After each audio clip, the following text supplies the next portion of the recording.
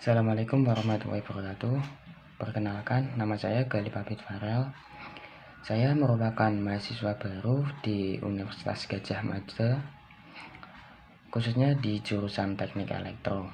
Nah, saya di video ini akan menjelaskan solusi dari permasalahan dari soal di tugas TLS pada bagian pemrograman.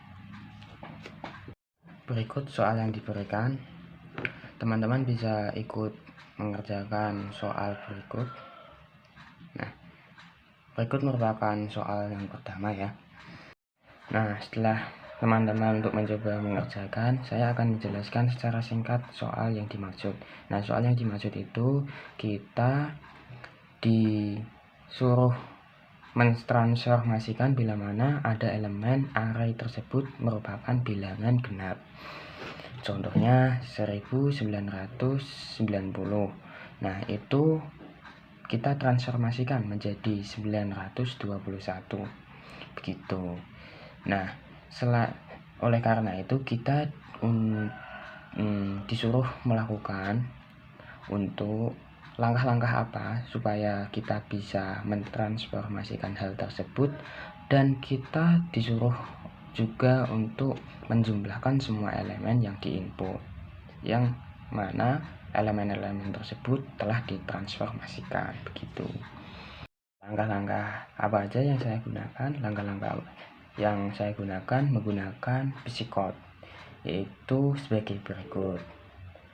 Namun jangan bingung dulu, saya akan menjelaskan setiap fungsinya itu apa. Itu yang pertama, saya akan membuat fungsi sebagai berikut: fungsi transformasi and sum array. Nah, hal ini merupakan fungsi yang akan memberikan ruang untuk elemen-elemen yang akan diinput. Begitu. Total 0 pada bagian berikutnya. Ini maksudnya penjumlahan di komputer itu dimulai dari 0. Misal saya punya elemen-elemen array 5, 7, 2. Nah, di komputer itu prosesnya itu mulai dari 0 ditambah 5, kemudian 5 ditambah 7, dan seterusnya. Begitu. Oleh karena itu, program dimulai dari 0. Jika tidak, nanti program akan error. Begitu. Selanjutnya pada bagian ini, intinya pada ada i ini merupakan sebuah variabel yang nantinya dimasukkan sebuah elemen pada array yang diinput. Nah, maksudnya dari 0 kemudian sampai len array min 1 itu apa? Len array itu merupakan sebuah urutan pada posisi elemen tersebut pada array. Nah, untuk mengetahuinya gimana? Karena pada array itu posisinya dimulai dari 0, maka ada min satunya, teman-teman. Misal saya punya data 2, 5, 7. 2, kemudian 5, kemudian 7. Nah, 2 ini posisinya di 0, kemudian 5 ini posisinya di 1, terus 7 itu posisinya di 3, 2 maksudnya. Begitu, teman-teman. Makanya dikurangi 1 supaya komputer itu bisa paham ini posisi di berapa. Begitu, teman-teman. Terus setelah kita memasukkan angka pada variabel i, nah kita masukkan ke 6. Number ini 6, maksudnya number ya, teman-teman. Nah, kemudian kita akan proses untuk yang nantinya dijumlahkan. Namun sebelum kita jumlahkan, kita masuk ke persoalan yang pertama, yaitu jika bilangan genap, nanti kita akan transformasikan bilangan tersebut. Begitu, teman-teman. Nah, di sini saya menggunakan fungsi if, teman-teman, yaitu i persen 2 sama dengan 0. Maksudnya ini i merupakan elemen yang tadi kita inputkan, ya kan, teman-teman. Kemudian kita masukkan persen ini modulo ya teman-teman. Bagi yang belum tahu, modulo itu merupakan sisa bagi.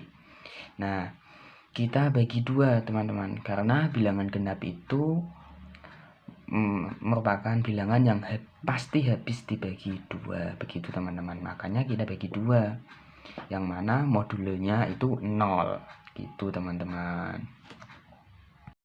Nah, teman-teman, setelah kita transformasikan, sebenarnya kita bisa langsung ke total penjumlahan transformasi teman-teman. Namun kita kan masih ambigu lah, ini belum terlalu jelas.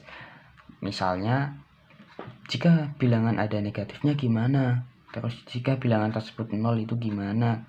Nah, makanya kita buat syarat lagi teman-teman, yaitu if number sama dengan 0. Itu di dalam fungsi if yang pertama ya teman-teman. Jadi jika kita inputkan terus bilangan tersebut adalah 0, maka transformasinya tetap 0, begitu teman-teman. Terus jika tidak, else ya teman-teman.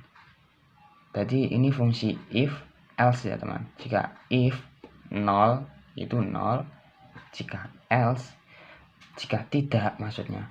Nanti kita masuk ke fungsi berikutnya teman-teman, yaitu fungsi if dan else lagi teman-teman. Karena tadi kan kita sudah masuk ke positif, kemudian juga sudah masuk ke 0, makanya kita masuk ke bilangan negatif. Jika negatif itu gimana, begitu teman-teman, yaitu fungsi if number kurang dari 0.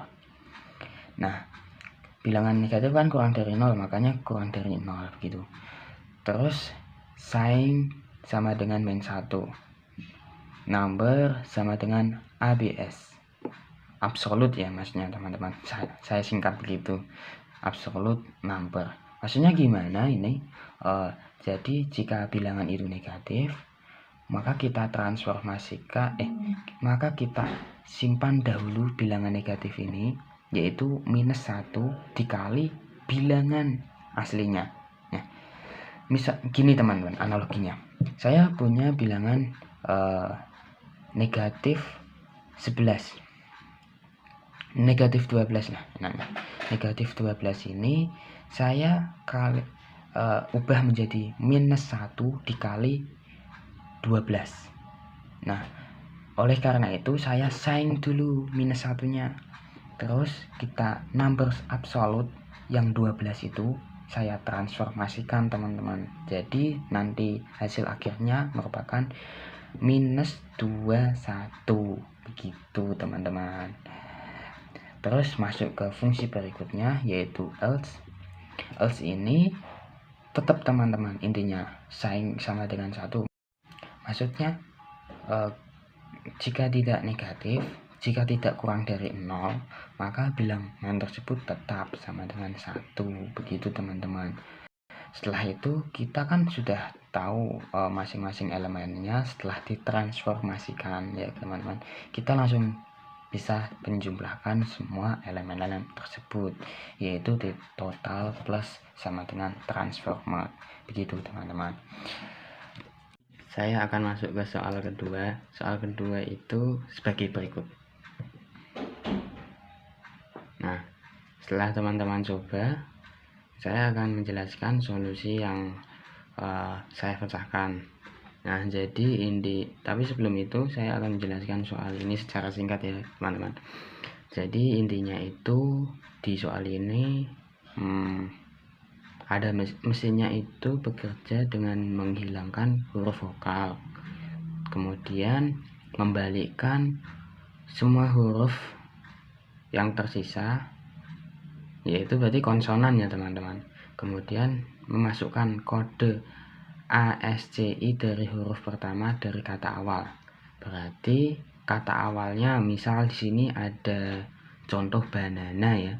Berarti kata awalnya banana B, berarti B itu di kode ASCII itu 98, makanya itu di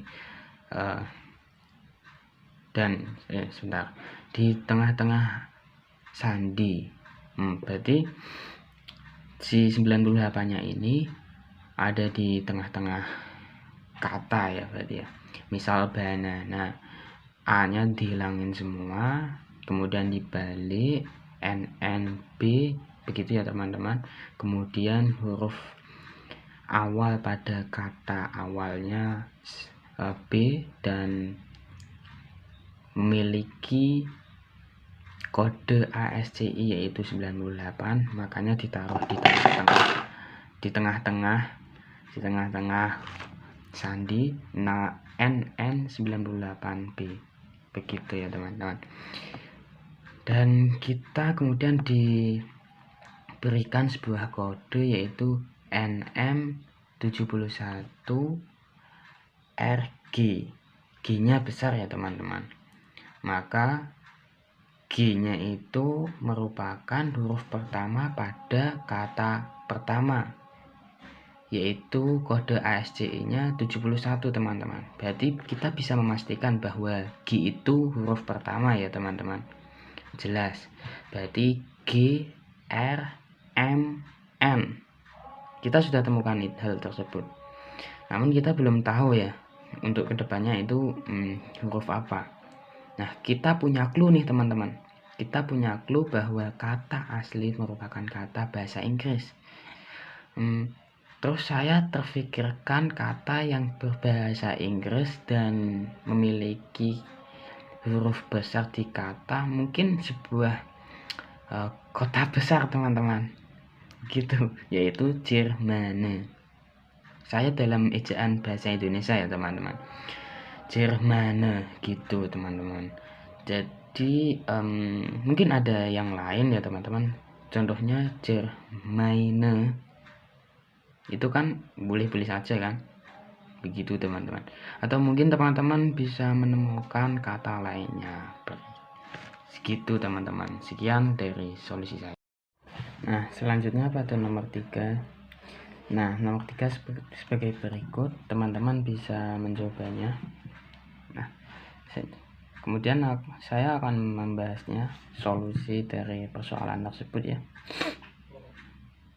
Kita tahu kan bahwa yang dimaksud soal itu pada detik 80, 135, 150, 212 itu apa? Oh ya, sebelum lanjut ke pembahasannya, untuk mempertegas soal ini maksudnya gimana sih? Nah, intinya ada 3 lampu merah, lampu kuning, lampu hijau. Tapi urutannya hijau, kuning, merah ya teman-teman. Nah, yang memiliki nyala durasi itu 20 detik pada warna hijau, kuning pada 3 detik, lampu merah 80 detik ya teman-teman. Nah, itu lampu itu akan berputar hijau, kuning, merah, kemudian kembali lagi begitu ya teman-teman. Nah, pada suatu ketika pada ke 45 detik ke 45 hingga detik 47 itu merupakan warna kuning. Artinya apa? Pada detik ke 48 sampai 80 dari 47 detik 47 sampai 80 detik ke depannya itu warna merah, kemudian 20 detik kemudian warna hijau, 3 detik kemudian warna kuning, dan akan berputar terus begitu teman-teman. Nah, saya akan menjelaskan secara sistematis ya teman-teman. Ini berikut saya temukan solusinya. Nah, saya mendapati 4 tahap teman-teman. Pada 4 tahap tersebut, tahap pertama pada detik-detik yang ditanya itu saya kurangkan dengan 47. Kenapa? 47 itu kita singkirkan supaya lebih ringkas, sehingga kita langsung menuju ke jawabannya teman-teman. Nah, maksudnya apa? Kita lanjut dahulu, nanti akan paham. Nah, setelah itu kita kurangkan 47 ya teman-teman, kita dapati angka 33, 88, 103, 165. Nah, angka-angka ini maksudnya detik ya teman-teman. Untuk kedepannya kalau bilang saya angka itu maksudnya detik kesekian, begitu ya teman-teman. Nah, pada angka-angka ini saya menggunakan fungsi if else. Maksudnya gimana? Jika angka tersebut pada tahap kedua ini memiliki nilai kurang dari 80 atau sama dengan 80, itu merupakan lampu warna merah. Kemudian jika tidak, saya akan masuk ke fungsi berikutnya. Nah, fungsi berikutnya pada else ini saya akan mengurangkan dengan dengan 80. Kenapa? Karena detik sebelumnya sudah 80. Artinya selanjutnya itu warna hijau. Setelah warna merah, warna hijau, yaitu 20 detik. Nah, setelah saya kurangkan dengan angka 80, saya dapati angka-angka 8, kemudian 23, kemudian 85. Nah, kan ini kenapa ada 3 aja? Yang satu tadi pada detik 80 itu sudah berwarna merah gitu. Nah, pada 3 angka ini saya akan buat fungsi, yaitu if else lagi, yang mana jika memiliki angka kurang dari 20 atau sama dengan 0, maka pada detik tersebut berwarna hijau. Nah, pada detik 135 merupakan warna hijau artinya teman-teman. Nah, kita selanjutnya jika tidak, pada else, masuk ke else ya teman-teman. Itu berarti saya kurangkan dengan 20 teman-teman. Pada saya kurangkan dengan 20 ini,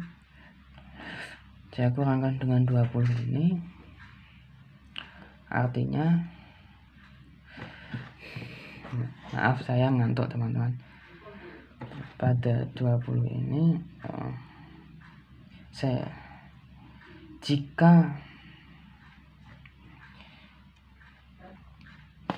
jika tidak, maka kita masuk ke fungsi berikutnya, yaitu tahap ketiga. Tahap ketiga ini saya kurangkan dengan angka 20 teman-teman. Saya dapati angka 3 dan angka 65. Kenapa menjadi 2 aja? Karena pada detik ke 135 kita bisa menyimpulkan bahwa berwarna hijau. Begitu teman-teman. Nah, setelah kita kurangkan tersebut, kita bentuk fungsi if dan else lagi. Fungsi if, jika angka tersebut kurang dari 3 atau sama dengan 3, maka lampu berwarna kuning. Nah, jika tidak, else ya, kita masuk ke fungsi berikutnya. Nah, pada tahap ini saya bisa berkesimpulan bahwa detik ke 150 itu berwarna kuning ya teman-teman. Setelah itu kita kembali lagi ke fungsi else yang buat kita baru itu. Saya kurangkan ke 80. Saya kurangkan 3, angka 3 ya teman, maaf, sorry. Saya kurangkan dengan 3, yaitu menjadi 62. Nah, kemudian saya buat fungsi lagi if dan else. Fungsi if itu yaitu jika memiliki nilai kurang dari 80 atau sama dengan 80, saya akan berkesimpulan bahwa lampu tersebut berwarna merah. Jika tidak, saya akan rentun kembali. Begitu teman-teman. Nah, sebenarnya pada tahap keempat ini tidak usah ya teman-teman. Kenapa? Kita cukupkan dengan fungsi else pada tahap ketiga. Nah, pada bagian else itu kita bisa kembalikan kembali ke fungsi awalnya teman-teman, karena ini kan ada 3 lampu, jadi cukup ada 3 tahap saja teman-teman. Gitu. Sekian dari video saya, kurang lebihnya mohon maaf. Wassalamualaikum warahmatullahi wabarakatuh.